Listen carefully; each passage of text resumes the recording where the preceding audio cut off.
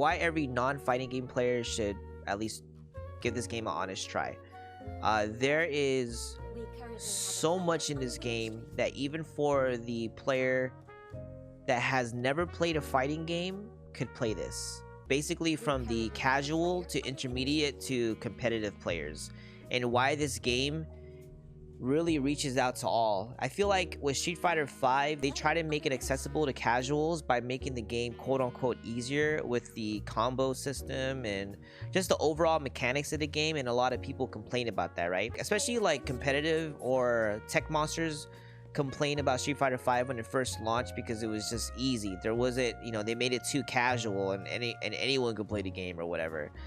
But I feel like Capcom this time really did a good job reaching out to all the player bases, from casual players who's never touched a fighting game, or maybe their last fighting game that they played was Street Fighter 2, and then to the intermediate players. They're not really in the competitive scene, and they kind of just play and they don't know what fighting games like really have outside of just playing the video game. This was me back in 2017. I didn't know anything about the fighting game community. The only person I knew was Daigo and Evo. Like, that's like literally the only thing I knew about fighting games. I never knew there was local tournaments. I never knew there was locals.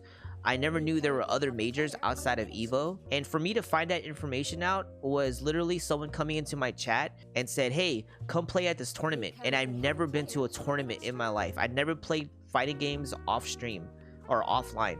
This is a good bridge for them because they have online tournament setups and signups here. You could sign up for a tournament inside of the Battle Hub. They made it so accessible and so easy to just to find a tournament here and sign up for it.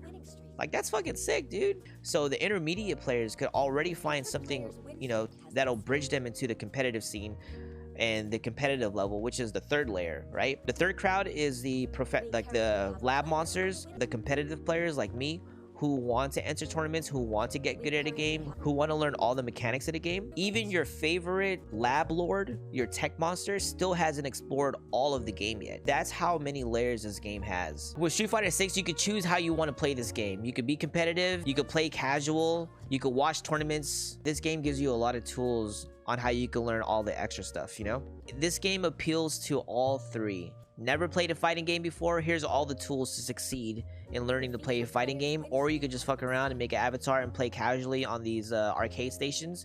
And then the intermediate players who were just like me, who want to get good but doesn't know how to get good, or they want to start competing but they don't know where to compete. Battle Hub already brings a sense of community because people are talking in chat below. I see people like doing emotes and cheering each other on and stuff like that. I think that's really sick, dude. It really brings a cool sense of community.